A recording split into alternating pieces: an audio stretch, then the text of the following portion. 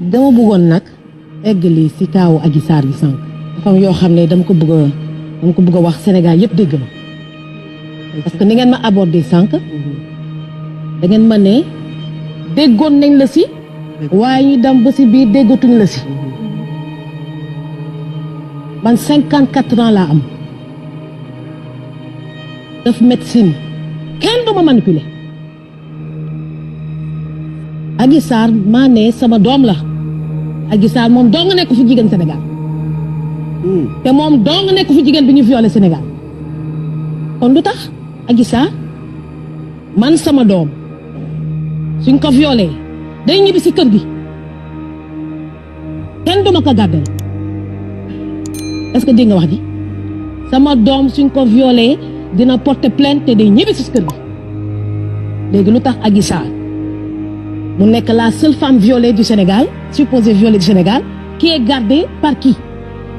Pourquoi Adji Sarr est gardée et au nom de quoi elle est gardée? Des problèmes de sécurité parce que pourquoi les autres femmes violées ne sont pas sécurisées comme on a sécurisé Adji Sarr? Ndeye Saly Diop Dieng biñ ko interpellé sur la question moom nee na mënul am fu mu dugal Adji Sarr parce que fu ñu ko dugal problème de kaaraange moo tax moom mënu ko jël en charge. man sama xel dafa tey ci affaire bi ñaata jigéen la ñuy violé ñuy ñëw carrément CTO di ñëw principal di ñëw kii pour ñu constater que dañ leen violé te kenn du leen encadré. mais du est-ce que ki nga ko seqal aussi tamit du n'importe qui.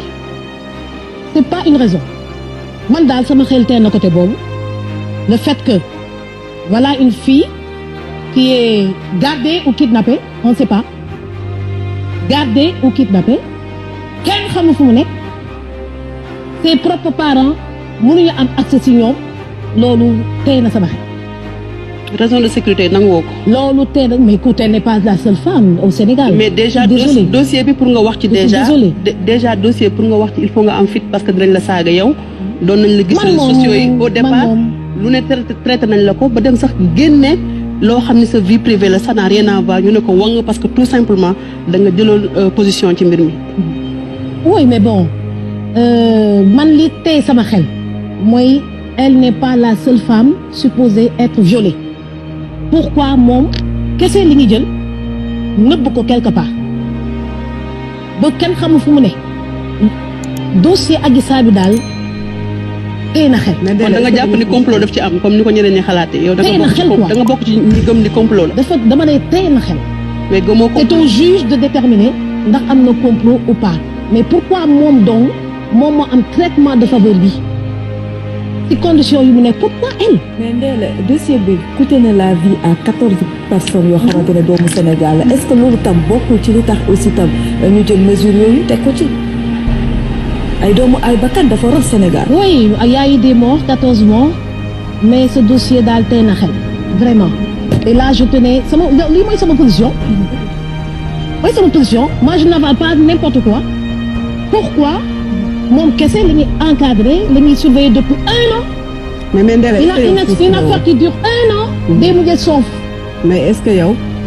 man sama position ak bu mujj bi mooy c'est pas la seule femme et on va pas passer toute notre vie à parler que d'Adji Sarr. waaw mais yow bi nga koy défendre xamoon nga ne elle n'est pas la seule femme boo xamante ne peut-être ñu ngi wax ci moom. pas défendre j'ai dit donner ma position. waaw sa position bi nga koy joxe est-ce que entre-temps aussi déroulement quand même des événements yow ak Hélène Françoise Gaye peut-être loolu amu ci li ngay wax ne am na ci ñoo xam ne dañu ko bëgg a récupérer taxul nga frustré ba lâcher peut-être. non ça n'a rien à voir. moom moo tax parce que dama xam ne ñuy violé Sénégal bëri nañu. pourquoi bii mu am traitement à part bi ñuy violé Sénégal dañoo bëri kii nag moom dafa nekk benn cas à part. voilà vraiment c'est pourquoi sama xel daf si tey waaw Adji Sarr jàppal Adji Sarr jàppal Sonko jàpp Adji Sarr Sonko bu ko jëmale ati at là moom je suis pas dans ça. développement bu mujj bi moom mooy jeudi le 14 Adji Sarr dina confronté ak Ndeye Khady Ndiaye d'après les informations loolu lan moo ci sa xalaat dinañu jàkkaarloo ak juge bi confrontation bu ñu ko waxee moom mooy ndax kenn ki li mu yëkkati woon ci ay kaddu daf ci dellu ginnaaw wala dafay maintenir sa version ba tey lan nga ci am comme xalaat par rapport à cela. Le juge qui les a convoqués il fait que son travail. waaw il fait son travail et puis voilà quoi dossier bi daal fi nga ko bëgg a teg daal man daal sama xel tee na ci torop d'accord léegi ñu bëgg nag la presse nag bëgg jël kaayu Adji Sarr rek ñu bëgg see xëy di si gont tous les jours man de je suis pas dans ça voilà il y a d'autres priorités que de régler cette histoire de viol là xanaa yow kanaas ku mer daaw ba ren kay war ngaa mën a gis am déet daaw ba ren rek viol rek non gis nga temps yi affaire mu mel ay ni ñu koy waxee encore ay audio yi kenn xamul nag kenn xamul affaire bi ni mu demee ñi di saaga fii nañu may jàmm waaw nañu may jàmm nous on veut un Sénégal bu jàmm waaw nañuy seddal affaire yi te bàyyi seen affaire yi daa jaxasoo bu fekkee ni Adji Sarr am na ay kilifa ay parents yi nga xamante ni ñoo ko jot pourquoi que parents yooyu mënuñu ko nangu ñu dem jël seen doom ñu fay coow li delloo Adji Sarr ay mbokkam kenn ku ne parce que réew mi bu ñu bëggee mu dox 24 heures sur 24 revue de presse boo dugg Adji Sarr mais ay kilifa il est temps d'arrêter cette histoire